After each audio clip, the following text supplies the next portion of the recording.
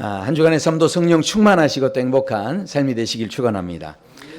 잠언 17장 1절에 보면 이런 말씀이 나옵니다. 마른 떡 한 조각만 있고도 화목하는 것이 제육이 집에 가득하고도 다투는 것보다 나으니라, 그렇게 말씀합니다.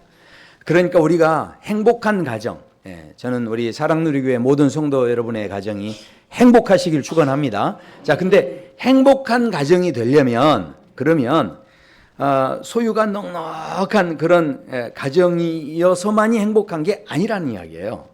오늘 이 말씀에서 보면 물론 마른 떡보다는 제육이 가득한, 그래서 배도 부르고 편안하고 뭐 이렇게 되면 너무나 좋겠지만, 그렇지만 그렇다고 해서 편리함이라는 것이 행복함은 아닐 수 있다는 거죠. 그러니까 예를 들어서 물건을 내가 하나 이렇게 사려고 하더라도 내가 돈이 많이 있으면요, 실은 돈이 넘쳐나면 기다리지 않고 그냥 사면 됩니다.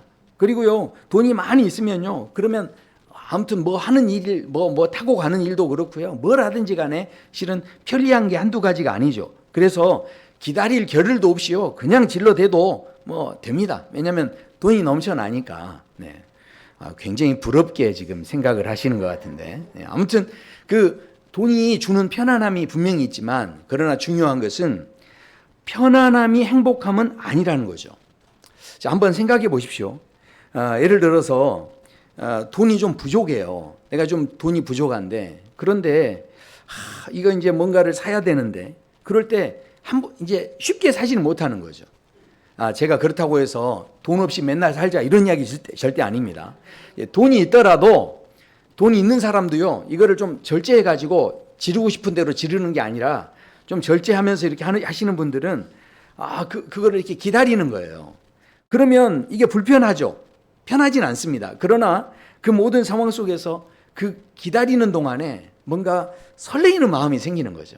그리고 거기에서 또 그리움도 생기는 거고, 그 과정 속에서 애틋함이라는 것도 생기는 거고요. 또 그 과정 속에서 나는 이렇게 또 마음껏 살 수 있지만 또 그것을 쓰지 못하는 사람에 대해서 아픔을 가진 어떤 공감을 느끼는 마음도 이제 생기는 거고. 그러니까 이거를 하고 싶은 대로 다 하는 게 아니라 그걸 하지 못하고 좀 절제했을 때 오히려 거기에서 뭔가 우리의 삶을 더 풍성하게 하는 참 행복을 우리가 느낄 수 있다라는 것입니다. 제가 지난 주일에 자리를 잠깐 어쩔 수 없이 비우게 돼서 다른 교회 가서 이제 말씀을 전하고 왔는데, 우리 필 목사님께 또 강단을 맡겨드리고, 또 오후에는 우리 김병선 목사님을 이렇게 모셔서 함께 말씀을 나눴는데, 김병선 목사님이 저한테 그러는 거예요. 목사님 교회 분위기 너무 좋아요. 그래서 왜 좋습니까? 그랬더니 설교를 하는데 그렇게 아멘을 잘 하신다는 거예요. 그러니까 이 목사님은 그 목회 현장에 성도들이 그런 반응을 실은 기대하기가 어렵다는 거예요. 그런데 어쩌면 목사님 교회는 이렇게 사람들이 아멘도 잘하냐. 그래서 너무 이렇게 막 공감도 해주고 그래서 막 힘이 났다는 거예요. 그러니까요, 이게 예배를 한번 드리는데 무덤덤한 예배가 아니라 똑같이 예배를 드려도요, 우리가 이것을 어떻게 반응해 주느냐에 따라서 이게 상황이 달라지는 건데, 그런데 그 이야기를 이제 저희 김 목사님이 저한테 이제 한 거를 이야기하는데, 저희 딸이 그 예배에 참여했나 봐요. 그래서 저희 아이가 그런 이야기를 하더라고요. 아빠, 실은 그 김 목사님이 아빠한테 들은 예화를 다 똑같이 다 했다는 거예요. 근데 자기가 놀란 건 성도님들이 다 아는 예화일 텐데도 막 웃어주더라는 거예요. 그러니까 이게 얼마나 이게 감사해요. 나 그거 안다 하지 않고 그렇게 웃어주셨다고 해서 제가 마음이 너무 따뜻했어요. 그러니까 그런 마음 자체가 실은 이게 마른 떡이 있느냐, 제육이 풍성하냐, 이거 상관없이 그런 마음이 우리에게 나누어질 때 거기에서 실은 행복이 있는 거죠. 그래서 저도 이미 두어 차례 드린 이야기인데 공감해 주실 줄로 믿고 다시 또 이야기를 또 하는 거예요. 왜냐하면 이 공감을 생각할 때 저는 이 이야기가 늘 생각이 나요. 오헬리라고 하는 분이 쓴 단편 소설에 보면 아주 그 얼간이 같은 강도 이야기가 나옵니다. 그런데 어느 강도가 총을 들고 이제 이 강도짓을 하기 위해서 집으로 이제 들어갔어요. 그런데 그 주인을 이제 마주하고서 손들어 그러니까 이 주인이 벌벌 떨면서 왼손을 이렇게 막 드는 거예요. 그러니까 아니 강도가 더 소리치면서 오른손도 들어야지 그랬어요. 그러니까 오른손을요 집주인이 그러는 거예요. 이게 들지 못하고 실은요 제가 오른손에 신경통이 와가지고 들 수가 없습니다. 손을 이제 그렇게 이야기한 거예요. 그러니까 강도가 응? 신경통? 그러더니 강도가 에이 나도 신경통 때문에 이 짓 하고 있는데 그러면서 이 강도가 이제 그때부터 신경통 이야기를 하기 시작하는 거예요. 그러면서 내가 약이란 약은 다 써봤는데도 이게 낫지 않더라. 어떻게 당신은 그 신경통 때문에 무슨 약 써봤냐? 그러면서 이제 서로 약 쓴 정보를 교환을 하는 거예요. 그래가지고요 강도짓은 이제 집어치우고 거기에서 신경통 이야기로 밤새 이야기를 하는데 주인도 이제 두려운 건 하나도 없이 같이 신경통 이야기로 밤을 새우고 새벽에는요 서로 헤어지면서 아무튼 몸 관리 서로 잘하라고 그러면서 이제 헤어졌다라고 하는 아주 재미있는 그런 소설입니다. 그러니까 생각해 보세요. 공감하는 마음을 가지면요 이 도둑놈도 친구로 변한다는 거예요. 이게 얼마나 이 공감이 중요한지 모릅니다. 이게요, 공감대가 있는 사람은요, 만나서 이야기하면 항상 그 자리에 뭐가 생깁니까? 꽃이 피는 거예요. 이야기 꽃이 피어요. 그러니까 사람들은요, 아, 저 사람하고 나하고 생각이 같다. 같은 사람만 좋아하는 게 아니에요. 그보다 더 좋은 사람이 있는데 내 말에 대해서 공감해 주는 사람. 그래서 세계적인 학자죠. 제레미 리프큰이라는 교수님 있죠. 근데 그분도 그런 이야기를 했어요. 앞으로 21세기에 정말 강자라고 한다면 공감의 능력이 있는 사람이다. 앞으로 이 세계를 살아가는 데 있어서요, 이 세계들을 리더해가는 사람은 이 공감의 힘이 있어야 한다는 거죠. 우리가 예수님께서 실은 하늘 보좌를 버리시고 이 땅 가운데 오셔서 우리의 인간의 삶 속에 우리가 울고 웃고 하는 모든 삶 속에 우리의 연약함을 다 담당해 주시며 예수님께서 이 땅에 온몸으로 말로만 공감하신 게 아니라 온몸으로 공감해 주시기 위해서 이 땅에 예수님께서 오셨는데 생각해 보십시오. 우리가 느꼈던 모든 삶의 오해와 외로움과 또 배신과 또 여러 가지 그 육신의 고통과 헤어짐의 어떤 아픔 이런 모든 것들을 실은 십자가에서 그걸 다 당하신 거죠. 예수님께서 그 모든 삶에서 그것을 다 겪으시면서 그 인생의 어떤 어려움 속에 공감하시면서 그러면서 예수님께서 이렇게 말씀하시죠. 히브리서 4장에 보면 우리에게 있는 대제사장은 우리의 연약함을 동정하지 못하실 리가 아니요. 우리와 똑같이 시험을 받으셨다. 그러면서 뭐라고 합니까? 우리 16절 같이 한번 읽어보실까요? 그러므로 우리는 긍휼하심을 받고 때를 따라 돕는 은혜를 얻기 위하여 은혜의 보좌 앞에 담대히 나아갈 것이니라. 아멘. 저 보좌가 원래는 심판의 보좌예요. 저 보좌를 생각하면 우리는 두려울 수밖에 없는 겁니다. 그런데 누가 우리에게 찾아오셔서 공감해 주신 겁니까? 예수님께서 공감해 주셨기 때문에 저 보좌가 은혜의 보좌가 돼버린 거예요. 저 보좌를 생각하면 우리가 저기에 품에 안길 수 있는 보좌가 되어졌다라는 것입니다. 그래서 오늘 우리가 이 요한복음 1장을 보면 그렇게 우리에게 다가오신 그 예수님, 바로 이 요한복음 1장에서 이야기하는 그 예수님이 어떤 분이신지를 우리에게 말씀하고 있는데 그 첫 번째를 보면요. 예수님께서는 어떤 분이시냐? 태초부터 하나님과 함께 계셨는데 자, 무엇으로 함께 하셨냐 하면 말씀으로 함께 하셨다는 거예요. 그러니까 예수님께서 우리에게 오셨을 때 말씀으로 오셨다는 건데 자, 1절에 말씀하죠. 태초에 말씀이 계시니라. 이 말씀은 하나님과 함께 계셨으니 이 말씀은 곧 하나님이시니라. 그러니까 이렇게 말씀으로 오신 하나님, 자, 생각해 보십시오. 예수님이 이 땅에 오실 때요. 우리 하나님의 생각이 있어요. 하나님의 생각. 근데 생각으로서의 말씀이 있습니다. 생각으로서의 말씀은 이 하나님의 생각의 말씀을 우리가 알아차리려면 뭐가 필요할까요? 하나님의 생각이 이렇게 우리가 알아차리는 것이 되려면 그 말씀이 뭐냐면 그래서 하나님은 생각만 하지 않으시고 이 말씀으로 천지를 만드셨죠. 그러니까 이 천지 만물을 보면서 아, 하나님 이런 생각을 가지셨구나. 이제 우리가 이걸 이제 알아차리는 거죠. 자, 그런데 생각으로서만 말씀만 있는 게 아닙니다. 이 말씀은요, 언어로서의 말씀도 있어요. 왜 이 언어로서의 말씀이 필요하냐면 언어를 통해서 이 사람이 지금 감정이 어떻고, 이 사람의 성품이 어떻고, 이 사람의 뜻이 어떻고, 또 이 사람이 가진 계획이 뭐고, 이걸 아는 거죠. 그래서 우리가 이 성경의 말씀을 통해서, 그러니까 하나님은 천지 만물을 통해서만 말씀으로 우리에게 오신 게 아니고요.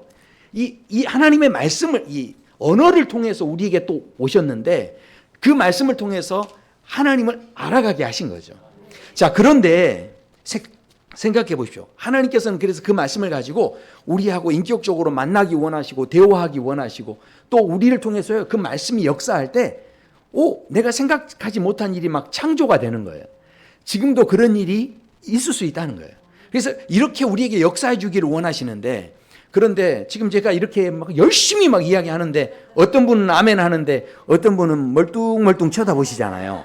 그러니까 똑같이 말씀을 해도 이 말씀을 받아들이는 사람이 기분 좋을 때는 잘 받아들이는데, 이게 주관적이에요. 어떤 때는 잘 받아들이는데 어떤 때는 잘 이해도 안 되고, 나 속상하면 그냥 그건 생각도 그냥 하기 싫은 거예요. 이런 마음이 있는 거예요. 그렇다 보니까 하나님께서 얼마나 친절하세요. 말씀으로만 오면 이게 다 각자 다르기 때문에, 그래서 그 다음에 이렇게 말씀하세요. 자, 그 다음에 그 안에 생명이 있었으니, 그러니까 말씀으로만 오신 게 아니라 뭘로도 오셨다는 거예요? 생명으로 오셨다는 거예요.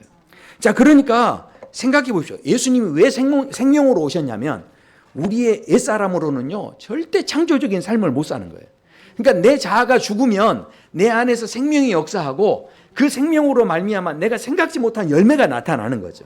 그러니까 우리의 삶에 풍성함을 주시기 위해서 생명으로 오셨는데, 자, 아멘이시죠? 예, 근데 지금도 보니까 또 아멘 열심히 하시는 분이 있는가 하면 아멘을 지금 잘 못 하시는 분이 있어요. 왜 아멘이 안 될까요? 생명으로 왔다는데 이제 마음이 부담이 되는 거죠. 그러면 열매를 맺어야 되네? 부담스러워라. 이렇게 이제 생각하시는 분이 있다는 거예요.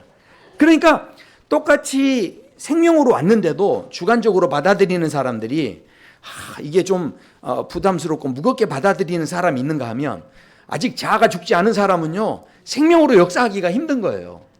진짜 자아가 죽어본 경험이 있는 사람은요 생명으로 역사하는 자유함을 알게 돼요. 이걸 진짜 느껴보셔야 되는데, 이게 너무 중요한 거예요. 그래서 그렇게 하는데 그게 안 되니까, 그래서 하나님께서 또 친절하시죠. 예, 그래서 또 어떻게 다가오셨냐면 이렇게 말씀하세요. 그 생명은 사람들의 빛이라. 예. 그러니까 이 빛으로 우리에게 나타나셨다. 자, 빛이 어떤 특징이 있는지를 오늘 말씀합니다. 자, 9절 같이 읽어보시죠. 참빛, 그 세상에 와서 각 사람에게 비추는 빛이 있었다. 아멘. 빛으로 오셨다는 거예요. 자, 근데 이 빛은요, 스포트라이트처럼 어떤 한 사람을 특정해서 이렇게 비추는 게 아니에요. 지금 이 빛은 그런 빛을 이야기하는 게 아닙니다. 이 빛은요, 차별이 없고요, 모든 사람에게 비추는 빛이에요. 그러니까 각 사람에게 비추었다는 거예요. 그러니까 한 사람도 빠짐없이 이 빛은 다 임하는 빛으로 우리에게 다가왔다라는 것입니다. 자, 그렇다면 그 빛으로 다가왔다면 그러면 우리가 해야 할 일이 뭘까요? 우리는요, 문만 열면 되는 겁니다. 이제 이렇게 다가오신 거예요. 처음에 말씀으로 오셨는데, 말씀은 어떤 때는 좋은데 어떤 때는 내가 마음이 심란하면 귀에 안 들어와요, 말씀이. 그리고 생명으로 다가온 것도 자아가 죽었을 때는 막 역사하니까 좋은데 열매 맺어야 된다는 막 부담이 있는 거예요. 그러니까 이게 제대로 잘 안 누려지니까 예수님이 너무 친절하시죠. 이것도 저것도 힘든 사람들에게 결국은 뭐로 또 이야기하시냐면 빛으로 다가가셨는데, 그 빛은 어떻게 합니까? 문만 열면 된다는 거예요. 이게 얼마나 할렐루야입니까? 네. 자, 근데 생각해 보십시오. 우리는요, 인간이 가지고 있는 욕심이 있어요. 그래서 문만 열면 된다고 했는데도 그 빛을 꼭 내가 갖고 싶은 거예요. 그 빛을 내가 막 소유하고 싶은 거예요. 그래서 그걸 어떻게든 막 가지려고 하고요. 그래서 교회 와서 신앙생활 할 때도 성경 공부하고 이왕이면 막 신학 공부도 좀 해가지고 내가 더 이 말씀에 대해서 많은 것을 알게 되면 막 뿌듯해하고, 이 정도는 알았으니 됐어 하면서 막 내가 해박한 지식을 가졌다 하면서 막 좋아하고 이렇게 생각하는데, 그런데요, 생각해 보십시오. 실은요, 하나님께서 이 말씀을 주실 때, 빛으로 오셨을 때 우리에게 단순히 나 만족하라고, 내가 해박한 지식을 가지라고 말씀을 주신 게 아니라는 거예요. 실은요, 우리는요, 이 문을 우리는요 빛이 없어요. 우리는 실은 어둠의 존재입니다. 그러니까 유리창문을 집에서 활짝 열어야만 이 밖에서 빛이 들어오는 건데 문을 닫으면요 또 다시 어두워져요. 그러니까 우리가 정말 빛을 경험하려면 방법은 하나예요. 문을 활짝 그냥 열어놓기만 하면 되는 거예요. 그런데 자꾸 빛을 소유하려고 하니까 내가 뭔가 지식을 가지고 막 알려고 하니까 성경 공부하고 암송도 하고 이렇게 하는데 하나님의 말씀은 공부하고 암송하라고 그냥 나 자랑하라고 주신 게 아닌 거예요. 이것을 그럼에도 불구하고 우리가 암송하고 매일 말씀을 읽는 이유는 무엇입니까? 결국은요 우리가 너무 어렵고 힘든 일이 있을 때 이 외웠던 말씀이 떠오르는 거예요. 또 내가 공부했던 말씀이 생각나는 거예요. 그렇게 할 때 그것을 통해서 하나님께 나아갈 수 있는, 다시 한번 하나님을 향해서 내 마음을 활짝 열 수 있는 그런 기회가 되고 은혜가 될 수 있기 때문에, 그래서 우리가 자꾸 성경을 보게 되고 암송하게 되고 읽게 되고, 아니 모르는 걸 어떻게 사모합니까? 알아야 사모하는 거죠. 그래서 이거 읽는 거지, 내 해박한 지식을 더하고 내가 막 빛을 갖기 위해서 이 말씀을 읽는 건 아니라는 겁니다. 자, 그래서요 이것이 우리가 문 여는 게 너무나 중요한데, 자, 이렇게만 이야기하니까 이게 지금 무슨 의미인지 지금 잘 이렇게 이해가 안 되실 수 있어요. 그래서 제가 비유를 하나 말씀드리면, 창세기 3장에 보면 하와 이야기가 나옵니다. 근데 그 하와가 선악과를 따먹었어요. 자, 그런데 이걸 먹으면은 하나님하고 너 비슷하게 돼. 그러면서 마귀가 유혹을 했죠. 자, 마귀가 그렇게 이야기했습니다. 뭐라고 했습니까? 자, 너희가 그것을 먹는 날에는 너희 눈이 밝아져 하나님과 같이 되리라. 하나님과 같이 되리라. 와, 이 말을 듣고서 하와가 어떻게 합니까? 이거 선악과를 따먹은 이유가요, 정말 보기 좋고 먹기 좋고 막 맛있어 보여서 따먹은 것도 있지만 그 뒤에 한 가지 덧붙이는 게 있습니다. 뭐라고 하냐면 이렇게 이야기하죠. 지혜롭게 할 만큼 탐스럽기도 했다, 그런 겁니다. 그러니까 하와는요 하나님의 지혜로움에 대해서 오해하고 있는 거예요. 이게 지금 하와가 하나님이 지혜로우신 하나님이신데 그 지혜는요 우리 게 아니에요. 실은 하나님 겁니다.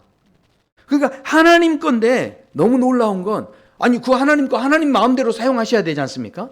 그게 당연한 거죠. 그런데 하나님께서 세상에 그 지혜를 가지고요 하나님을 위해서 쓰신 게 아니고요, 다 그 지혜를 가지고 어떻게 합니까? 막 인간을 지배하고 하나님의 능력을 막 내세우기 위해서 그 지혜를 쓰신 게 아니고요, 하나님께서 그 지혜를 가지고요 사람들을 어떻게든 복되게 만들어 가시는 거예요. 고난이 있고 그것을 통해서 오히려 합력해 선을 이루시면서 하나님이 어떻게든 은혜롭게 막 만들어 가시는 거예요. 하나님의 지혜는요 너무 그것이 깊어서 우리가 미처 깨닫지 못하는 과정으로까지 하나님이 막 인도하시면서 우리를 그렇게 만들어 가시는데, 결국은 다 이 지혜를 누구를 위해 쓰십니까? 성경에 보면 하나같이 다 우리를 위해서 그 지혜를 쓰셨다라고 말씀하고 계세요. 자, 그렇다고 한다면 하와가 지금 하나님을 오해한 거죠. 그 지혜가 지금 지혜를 정말 바르게 이해하고 있었다고 한다면 굳이 내가 선악과를 먹어가지고 지혜로울 필요가 없는 거죠. 왜냐하면 하나님의 지혜가 결국은 하나님이 누구를 위해 쓰는 겁니까? 우리를 위해 쓰시기 때문에 그냥 구하기만 하면 되는 거예요. 그런데 그 하나님의 지혜에 대해서 오해하고 있었기 때문에 그것을 내가 소유해야 된다라고만 생각을 한 거예요. 욕심을 부린 거죠. 그것 자체가 결국은 어떻게 됩니까? 욕심낼 필요가 없는데도 결국은 누구를 몰랐기 때문에, 하나님을 제대로 알지 못했기 때문에, 그래서 에덴 동산에서 쫓겨날 수밖에 없었다라는 겁니다. 하나님의 능력도 마찬가지예요. 하나님의 능력은요 너무 놀라워서 우리가 좀 욕심날 수 있죠. 부러울 수 있어요. 아유, 하나님 나도 그런 능력이 있었으면 좋겠어요. 이럴 수 있지 않습니까? 자, 그런데 하나님의 능력은요 사람들에게 두려움을 주려는 그런 것으로 쓰신 게 아니었다는 거예요. 하나님께서 그 능력을 어디에 쓰십니까? 우리를 구원하시고요, 그 능력을 가지고요 구름기둥 불기둥으로 막 우리를 인도하시고요, 만나와 메추라기로 먹여주시고 입혀주시고, 또 하나님께서 우리를 이렇게 보호하시고, 그러니까 하나님께서 능력을 갖고 다른 데 쓰신 게 아니라 성경에 보면 모두 다 누구를 위해 쓰십니까? 저와 우리 성도 여러분을 위해서 막 쓰셨다라는 거예요. 자, 그렇다고 한다면 생각해 보십시오. 우리가 능력을 가지고 막 그거를 소유하기를 원하지만, 그러나 능력 갖고 이게 소유하기 시작하면요 주변 사람들이요 다 시기하고 질투하게 돼 있어요. 이게요 나 혼자 이걸 감당할 수 있을 것 같습니까? 실은요 능력을 가지면 가질수록 위험 부담이 커져요. 능력 가지면 저놈만 없어지면 내가 저 자리에 갈 수 있잖아요. 그러니까 뒤에서 뒤통수 치는 사람이 꼭 생긴다니까요. 그러니까 정말 지혜로운 건 뭡니까? 능력이 있으신 하나님께 필요할 때마다 구하면 되는 거예요. 왜냐하면 그 하나님, 그러니까 우리가 하나님에 대해서 지금 너무 잘못 오해하고 있는 거예요. 하나님께서 예수님께서 우리에게 빛으로 다가오셨는데 마음문을 열기만 하면 되는 건데 우리가 그것을 자꾸 소유하려고 하니까 이게 힘들어지는 거고요. 이게 자칫 교만해지는 거고요. 이것 자체가 우리가 망하는 길, 에덴에서 쫓겨나는 그런 일이 되어져 버렸다라는 것이죠. 제가 이렇게 침이 마르도록 다 이렇게 막 설명을 하는데도 지금 반응은 영 제가 보기엔 아닌 것 같아요, 아직. 그래서 또 제가 한번 예를 들어드리면 가인도 마찬가지예요. 가인. 생각해 보시오. 아벨과 가인이 있는데요. 가인이 자기 예배를 하나님이 안 받아주신 거예요. 그래서 막 기분이 나쁘고 화가 났다는 거예요. 그런데 왜 화가 난 것이겠습니까? 결국은요 가인이 마음에 화가 났다는 것은 지금 하나님께서 예배를 통해서 복과 은혜를 주시는데 그런데 그 분량이 정해져 있는 것처럼 생각을 한 거죠. 그러니까 아벨하고 드리는데 아벨이 제사는 받으시고 이건 기뻐하시고 이거는 안 받으시네? 그러면 나한테 주셔야 될 관심이 다 누구한테 간 거예요? 아벨한테 갔다고 생각을 하는 거죠. 그러니까 우리는요 무슨 생각이 있냐면 이게요 아벨만 없어지면 모든 관심은 이제 누구한테 다 오게 돼 있습니까? 나한테만 오게 돼 있잖아요. 이런 생각을 안 가진 것 같습니까? 우리 인간이 가진 생각이 다 이런 생각이에요. 그런데 생각해 보십시오. 하나님이 베푸시는 은혜는요. 그러니까 뭐 요즘 세상에서도 그러잖아요. 이제 뭐 어디 뭐 오픈런 한다고 그러면 쇼핑하는 데 가서 어떻게 합니까? 달려가 가지고 줄 서 가지고 그거 다 어떻게 해요? 그 줄 왜 서는 겁니까? 이게 다 떨어질까 봐 줄 서는 거 아닙니까? 한정판이잖아요. 그거 못 사면 어떡해. 그러니까 막 새벽같이 줄 서는 사람들이 물론 여기는 안 계시지만 그 줄 서는 거예요. 그러니까 사람들의 생각 속에 그런 게 있는 거예요. 그런데 생각해 보십시오. 우리 하나님의 베푸시는 복과 은혜가요. 줄어들 수밖에 없는 그런 종류인 것인가 하는 것입니다. 우리 하나님의 복은요. 그냥 하나님이 막 은혜를 떼주고 나면 어우 아까워라 저거 그럼 떼주면 나한테 줄 건 이제 요거밖에 없겠네. 절대 우리 하나님의 은혜는 그런 은혜가 아니라는 거예요. 하나님은요 이게 무궁하신 하나님이세요. 하나님은 무한하신 하나님이신 거예요. 그러니까 끝이 없는 은혜가 있으신 분이신 거죠. 이제 아멘 하시네요. 지금 아멘 하셨기 때문에 이제 가인 다음에 인물로 안 넘어간 거예요 지금. 안 그러면 오늘 한없이 그냥 인물을 다 이야기했을 텐데. 그러니까 생각해 보세요. 우리가 지금 하나님을 안다라고 하지만 사실은 하나님을 오해하고 있는 게 너무 많은 거예요. 하와 때부터 그 지혜로운 하나님이 그 지혜를 다 나를 위해 쓰시는 건데 그러면 선악과 굳이 안 먹어도 헐 그 지혜가 역사할 텐데 그걸 욕심부려가지고 한다고 그 쓸데없는 짓을 한 거예요. 그걸. 왜냐하면 그 하나님을 잘 몰랐기 때문에 오해했기 때문에. 가인 그래서요 능력 받고 싶어하고 지금도 많은 사람들이 교회에서 뭔가 내가 더 해박한 지식을 갖고 싶어하지만 아니라니까요. 진짜 능력과 지혜는요 필요할 때마다 구하면 돼요. 그러면 그러니까 중요한 건 뭐냐면 내가 갖고 있으려면 관리하려면 얼마나 힘들어요. 관리비 다 내셔야 되는데. 그러나 하나님이 관리비 다 내시고 난 옆에서 뭐 필요할 때만 하나님 이거 좀 이렇게 그게 지혜로운 거라니까요. 감사합니다. 이제 좀 마음이 시원해집니다. 자, 그러니까 생각해 보십시오. 하나님께서요 예수님을 이 땅에 보내실 때 그냥 기분 내키는 대로 그냥 이렇게 그렇게 보내신 게 아니라 모든 것을 철저하게 다 계획하신 거예요. 이 모든 일을 태초부터 그걸 다 계획하고 계셔서 우리에게 보내신 놀라운 지혜가 있는 거예요. 우리는 감히 상상할 수도 없는 차원으로 우리에게 다가오게 하셨는데 그 예수님께서 어떻게 해요? 그래서요 결국은 그 예수님이 오시는데 어떻습니까? 하나님께로부터 보냄을 받은 사람이 있음이 그 이름은 요한이라. 그러니까 요한을 통해서 이것을 미리 증거하게 하시고 증언하게 하셔서 그 빛에 대해서 미리 이렇게 깨닫게 하셨다라는 거죠.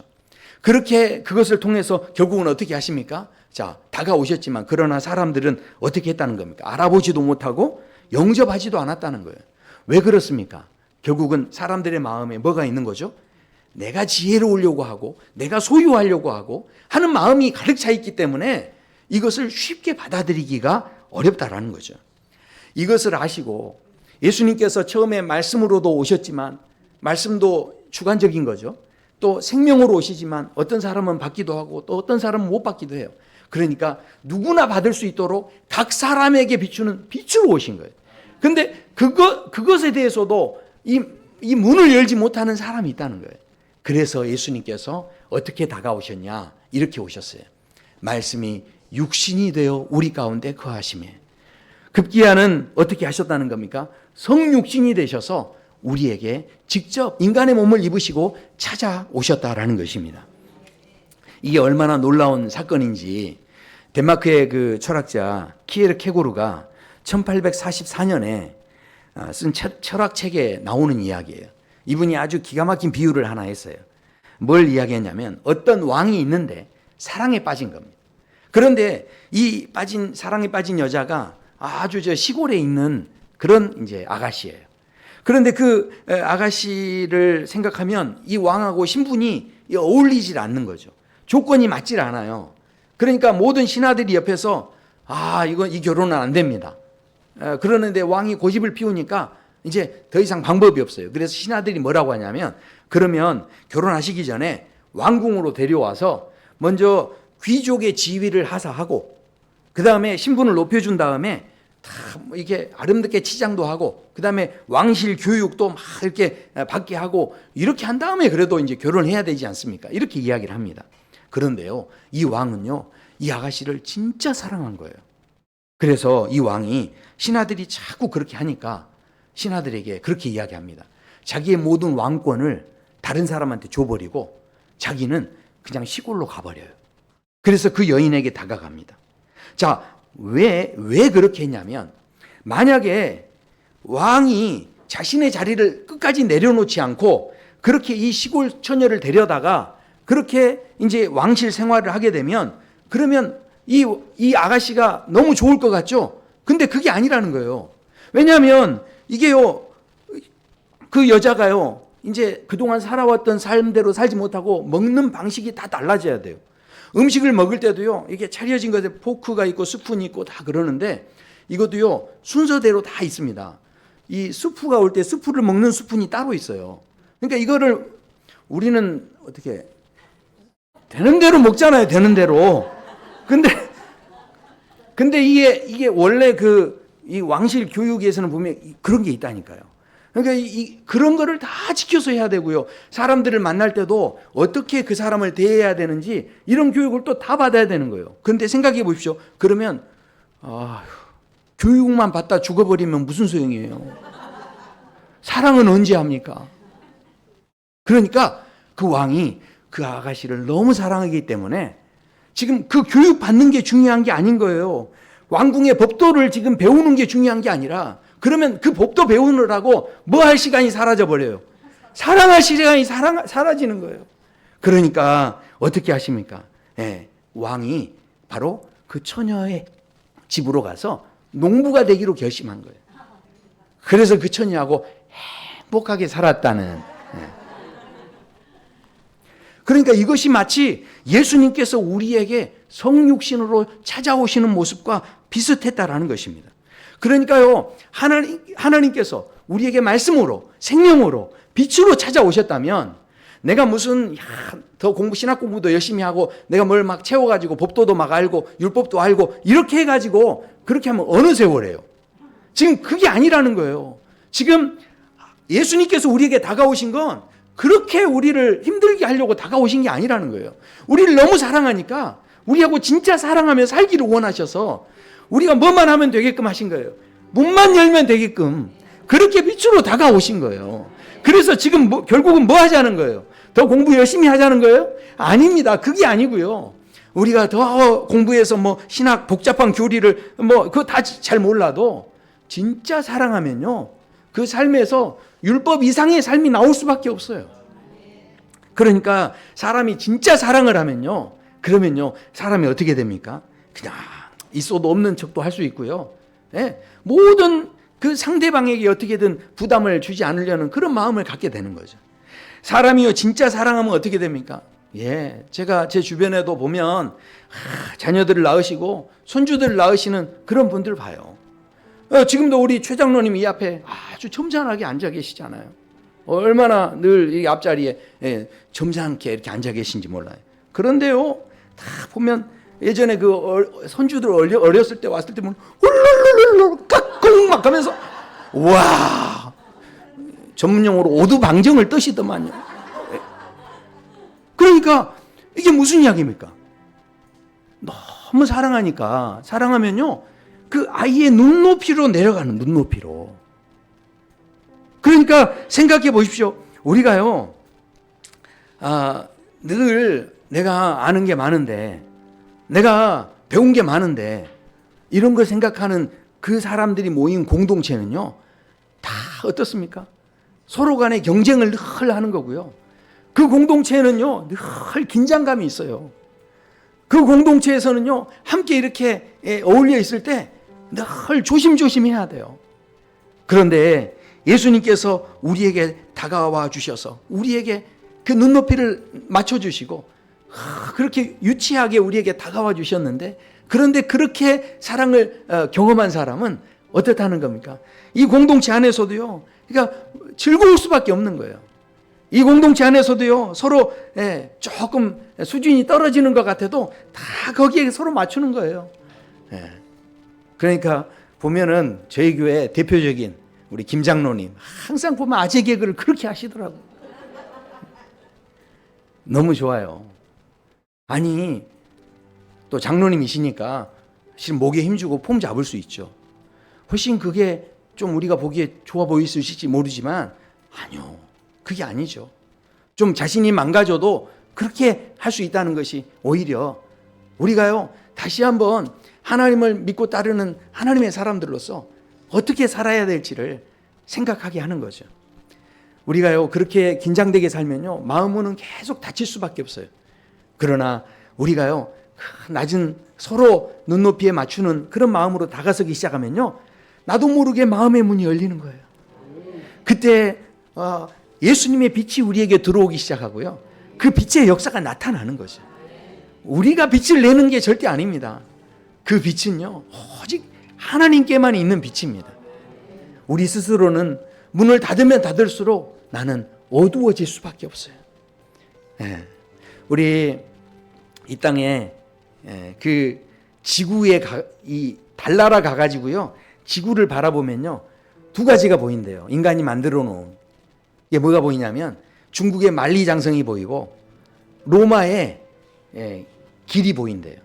아마 누가 이제 아주 우리 인류사에 있어서 중요한 사건이기 때문에 그렇게 표현을 한 것 같아요. 그런데 생각해 보시오. 로마에서는요 했던 일이 뭐냐면 계속 길을 닦는 일을 했어요. 근데 길을 닦지만 서로 이렇게 물물 교환도 하고 여러 가지 일들을 하는데 길을 닦는 게 좋았지만 그 당시에 그 길을 닦아놓은 것 가지고 역으로 다른 사람에게 공격을 당할 수 있는데 이게 쓰여질 수 있잖아요.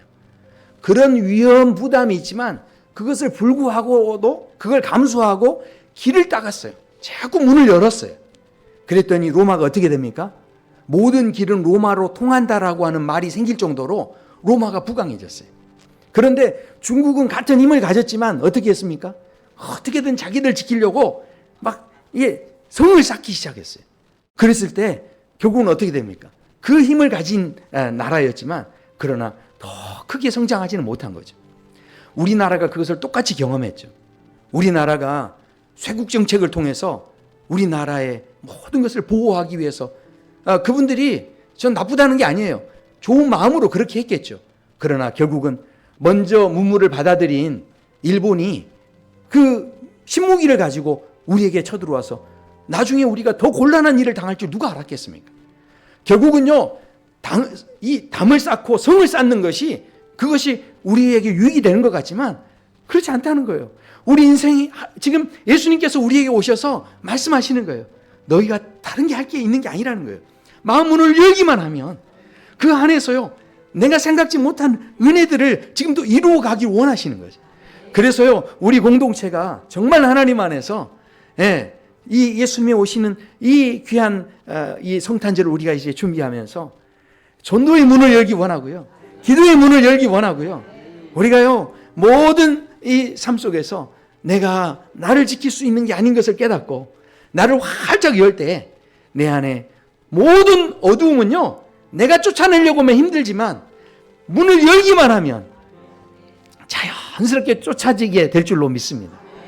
그 은혜 속에 이 남은 한 해를 또 은혜 가운데 또 우리 지낼 수 있기를 소원합니다. 우리 함께 찬양하시겠습니다.